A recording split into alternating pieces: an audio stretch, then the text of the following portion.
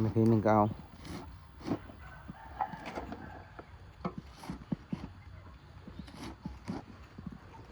อาหารพื้นบ้านซอยอีเดี๋ยวพอแล้วบ่พอแล้วเนาะอยู่กล้วย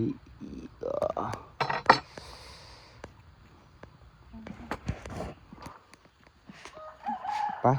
เกินไป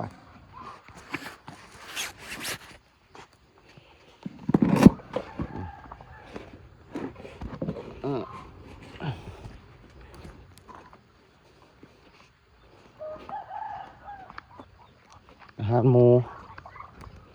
แต่ละมื้อ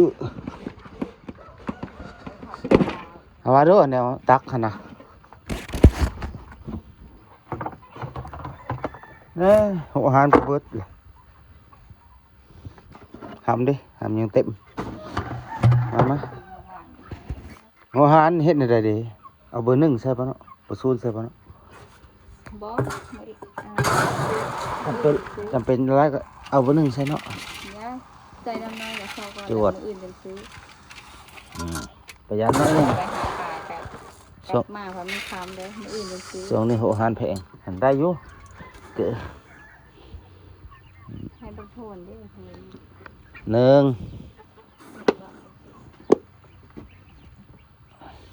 สอง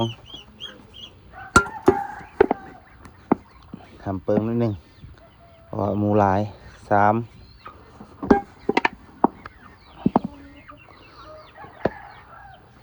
สี่พอเต็มสาม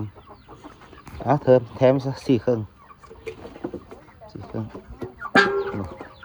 พวกเด็กๆนี่กับพอเด็กๆอุลดมือทานมันยังเก็บไม่ทันแล้ว ลูกค้าก็ทวงอยู่ไปจัดไปป่ะ